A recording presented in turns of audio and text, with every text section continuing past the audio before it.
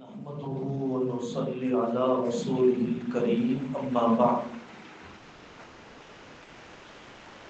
أعوذ بالله من الشيطان الرجيم بسم الله الرحمن الرحيم وما من دابة في الأرض إلا على الله رزقها ويعلم مستقرها ومستودعها صدق الله العظيم۔ میری دینی ماں اور بہنوں،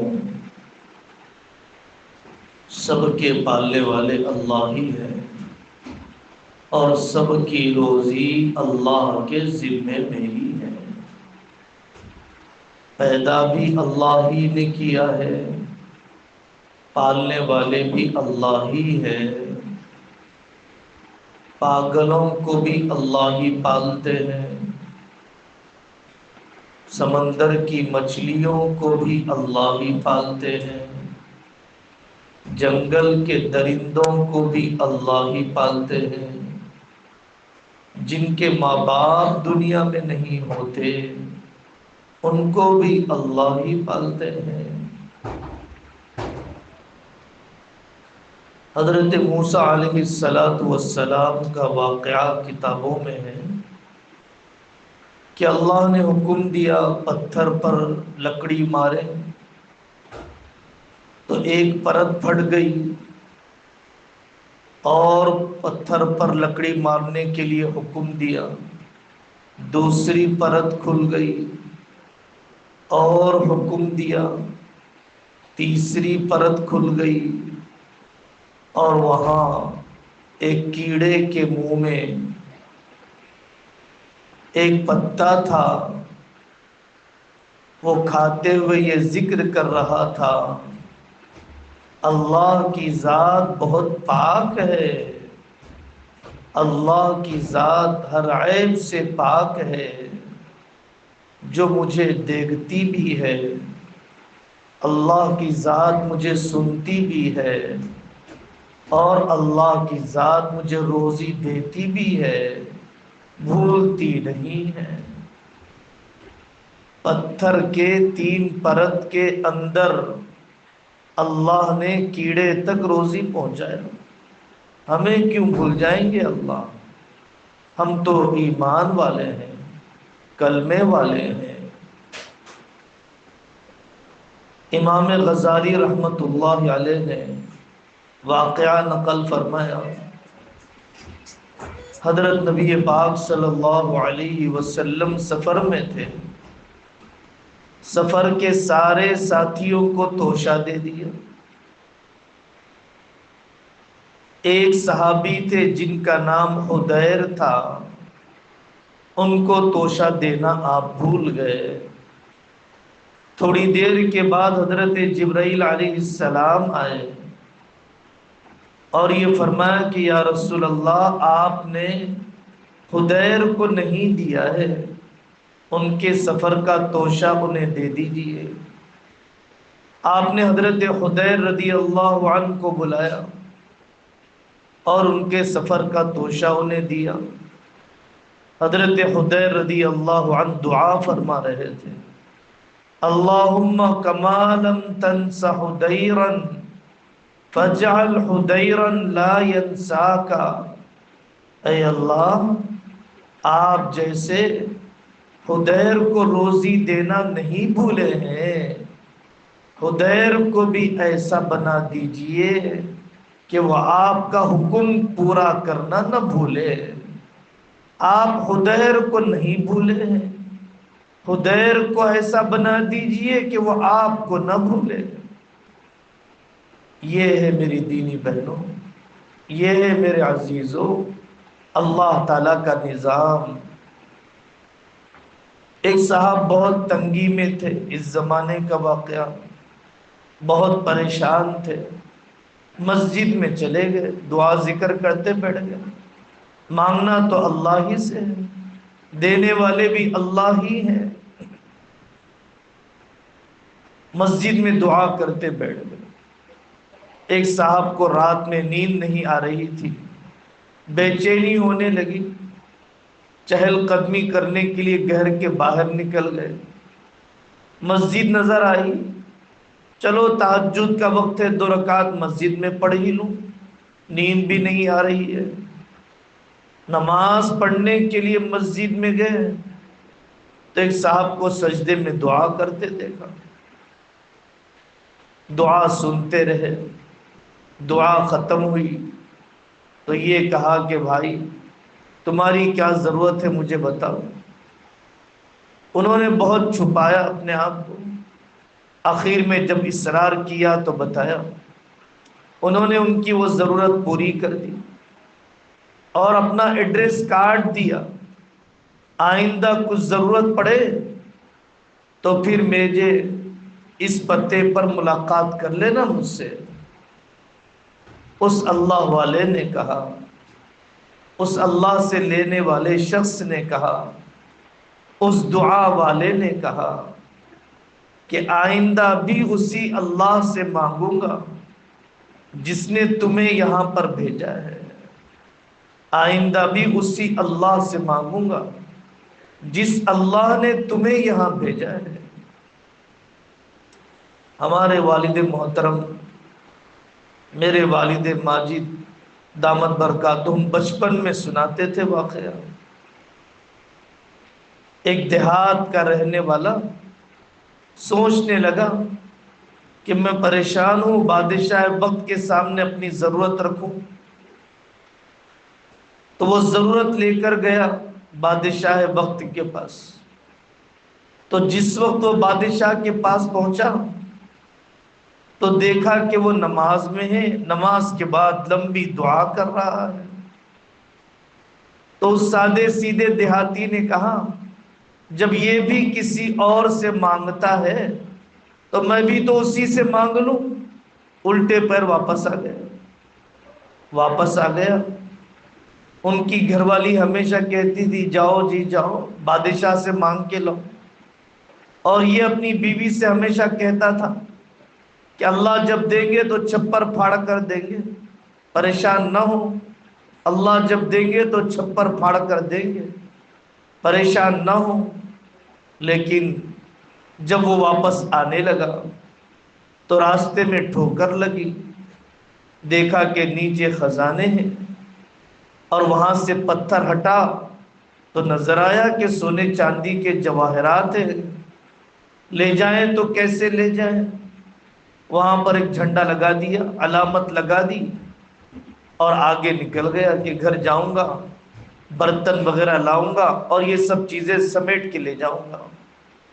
دیہات میں چور زیادہ ہی جری ہوتے ہیں، چور انتظار میں تھے کہ یہ بادشاہ کے پاس سے مانگ کر لائے گا، ہم ڈاکہ ڈالیں گے، چھین کر لے جائیں گے۔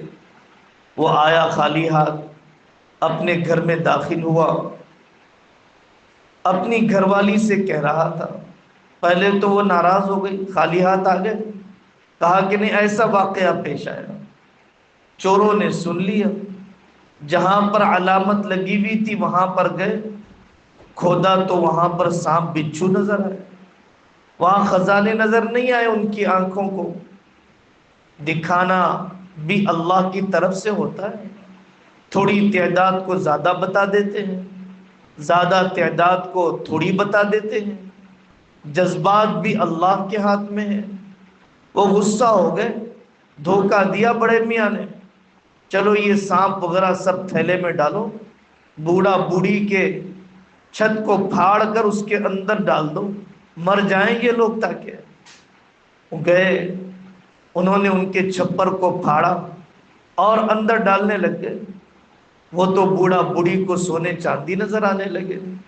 بوڑھے نے کہا اپنی بوڑھی سے، دیکھا اللہ جب دیتے ہیں تو چھپر پھاڑ کر دیتے ہیں، جب پہنچاتے ہیں تو ایسے پہنچاتے ہیں۔ کہاوت وہیں سے چل پڑی۔ اصل دولت نہیں اصل برکت ہے، اصل دولت نہیں اصل تربیت ہے۔ فقیری کے ساتھ رضا و تسلیم، اللہ کے فیصلے پر آدمی راضی رہے، اور مالداری کے ساتھ شکر گزار رہے، یہ اصل کمال ہے۔ جس کو اللہ نے جتنا دیا ہے وہی اس کے لیے بہتر ہے۔ قناعت سے بڑی کوئی دولت نہیں۔ رسالہ قشیریہ میں بزرگوں نے، صوفیہ نے قناعت کی فضیلتیں لکھی، قناعت کے واقعات لکھے۔ لوگوں نے کہا گوشت کی قیمت بہت ہو گئی، کہا چھوڑ دو اسے خریدنا، قیمت بھی کم ہو جائے گی، خرچ بھی کم ہو جائے گا تمہارا۔ آمدنی بڑھانا آدمی کے اختیار میں نہیں ہے، خرچ کو قابو میں کرنا آدمی کے اختیار میں ہے۔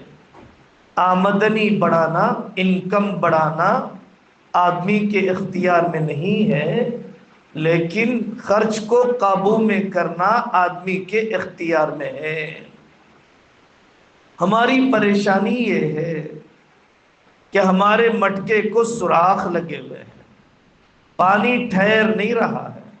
ضرورت کا تو اللہ نے ضرور دے رکھا ہے، لیکن مٹکے میں پانی نہیں ٹھہر رہا ہے۔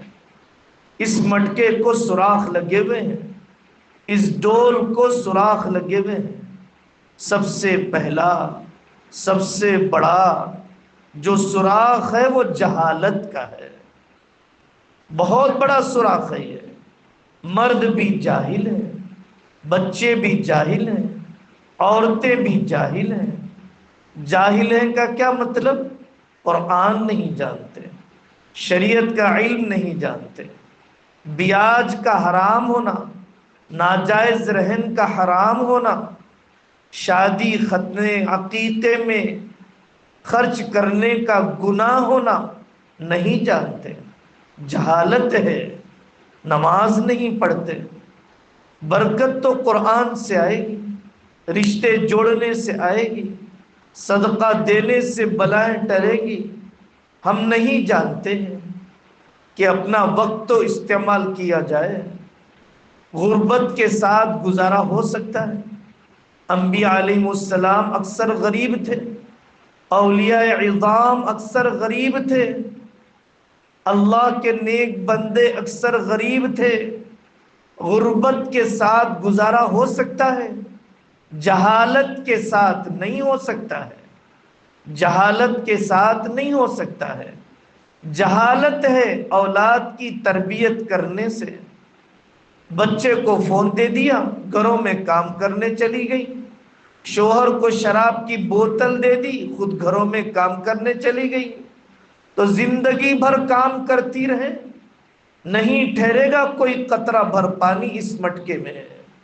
اصل تو اپنے شوہر کو جماعت میں بھیجتے، اللہ والوں کی صحبت میں بھیجتے، ان کے لیے دعا کا اہتمام کرتے، ان کے اندر تبدیلی لانے کی فکر کرتے، تعلیم پر توجہ نہیں دی۔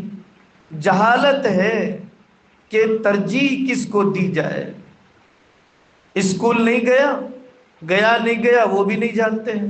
نہیں گیا، چلو کام پہ چلو ہمارے ساتھ، تم بھی گڑھے کھودنے چلو، تم بھی فوراً آٹو چلاؤ۔ آٹو چلانا حرام نہیں ہے، مزدوری کرنا حرام نہیں ہے، ذلیل کام نہیں ہے، حلال ہے تو عزت والا ہے، حلال ہے تو عزت والا ہے، خودداری باقی ہے تو عزت والا ہے۔ لیکن اتنا جلدی تعلیم کیوں چھڑوا دیا؟ اتنا جلدی آٹو پر کیوں بٹھا دیا؟ اتنا جلدی ہوٹل میں کام کرنے کے دھندے پر کیوں لگا دیا؟ اصل ہمیں ضرورت ہے تربیت کے اصول سیکھنے کی، اصل ہمیں ضرورت ہے سونے جاگنے کا نظام درست کرنے کی۔ برکت آئے گی فجر پڑھنے سے، برکت آئے گی سویرے اٹھنے سے۔ بورکت ہذہ الامۃ فی بکورہا، حضرت نبی پاک صلی اللہ علیہ وسلم حضرت فاطمہ کو اٹھا رہے ہیں، بیٹا فجر کے بعد نہیں سوتے، نحوست تو یہاں سے آئی ہے، جاگ کر تو دیکھیے، مصلی پر بیٹھ کر تو دیکھیے، فجر کے بعد۔ بیٹا فاطمہ فجر کے بعد نہیں سویا کرتے۔ حضرت صخر رضی اللہ عنہ حضرت صخر رضی اللہ عنہ صبح سویرے اپنے مزدوروں کو بھیج دیتے، اتنا کاروبار میں اللہ نے برکت دی کہ دوسرے تاجر حیران ہوا کرتے تھے۔ جہالت ہے، گٹکے میں لگا رہے ہیں، کتنے واقعات ہیں۔ 30 سال کا جوان شوہر کینسر میں تڑپ رہا ہے، 33 سال کا جوان بیٹا گلے کے کینسر میں، سینے کے کینسر میں، دانت کے کینسر میں۔ جائیے ایک دن دیکھیے MNJ ہاسپٹل میں نیلوفر کے بازو، آپ دیکھیے انڈو امریکن دواخانے کے سامنے کیسے چہرے پر کیڑے مکھیاں، کیسا اندوہناک منظر ہے، دل خراش منظر ہے، کلیجہ منہ کو آ جائے گا۔ لیکن ہم پیسے دیتے ہیں گٹکے کھانے کے لیے۔ چبوتروں پر بیٹھنے نے کتنے قتل کروا دیے، ہمارے بچوں کے قتل کروا دیے۔ 15 سال کا بچہ، 17 سال کا بچہ، اوباش پن، آوارگی کن کن گناہوں تک لے جاتی ہے۔ ہماری غریبی کی وجہ بے غیرتی ہے، ہماری غریبی کی وجہ کاہلی ہے، ہماری غریبی کی وجہ علم سے دوری ہے۔ ہم اولا اوبر میں سفر کرتے ہیں، بائک پر آ رہے تھے، رات کے 4 بجے میں نے پوچھا بھائی کتنے کما لیتے ہو؟ اس نے کہا شام میں 5 بجے نکلتا ہوں، صبح میں 5 بجے تک کام کرتا ہوں، دھوپ مجھ سے صحیح نہیں جاتی، 21,000 مہینے کو کما لیتا ہوں۔ یہ طریقہ ہے، یہ دنیا دار الاسباب ہے۔ کافر بھی محنت کرے گا، اللہ تعالی اس کو مال عطا کریں گے، اس کو کمائی ملے گی۔ بڑے بڑے انجینئر ملتے ہیں کار چلاتے ہوئے۔ 2-3 دن پہلے ہم آ رہے تھے، ہم نے پوچھا بھائی کیا کرتے ہو؟ کہا میں تو انجینئر ہوں، لیکن باپ بیمار ہے، پیسے مانگتے ہوئے شرم آتی ہے، تو اس لیے محنت کرتا ہوں۔ ناشتہ کیا؟ نہیں ناشتہ بھی نہیں ہوا۔ دوپہر کا کھانا کھایا؟ نہیں وہ بھی نہیں ہوا، چائے بسکٹ کھا لی بس۔ 2 پیسے بچ جائیں گے، 600 روپے کرایہ دینا ہوتا ہے، 1,000 روپے بچتے ہیں، اسکول کی فیس نکالنا ہے، ابا کو دوائی کے لیے دینا ہے۔ کیوں رحم نہیں آئے گا اللہ کو ایسے بندے پر؟ آخرت تو نہیں بنے گی، جنت تو نہیں ملے گی، قیامت کے دن اس کافر کو عزت تو نہیں ملے گی، لیکن دنیا میں اس کو اپنی محنت کا پھل ضرور ملے گا۔ پرانی بوڑھیاں کہتی تھی کر محنت کھا نعمت، کر محنت کھا نعمت۔ ترکی میں ہم نے لوگوں کی دکانوں پر لکھا ہوا دیکھا الکاسب حبیب اللہ، محنت کرنے والا اللہ کا ولی ہوتا ہے، محنت کرنے والا اللہ کا ولی ہوتا ہے۔ ہمیں اپنی جہالت کو ختم کرنے، قرآن کے لیے وقت ہم کیوں نہیں دے سکتے؟ مدرسہ ہے، یاد دلانے والی بہنیں ہیں، عاجزی سے پڑھانے والی بہنیں ہیں۔ حضرت سفیان بن عیینہ رحمت اللہ علیہ غالباً ان کی والدہ ان سے فرماتی تھی بیٹا پڑھائی سے توجہ نہ ہٹانا، 2 پیسے میں کما کر لا دوں گی، لیکن تمہیں پڑھائی سے اپنی توجہ ہٹانا نہیں ہے۔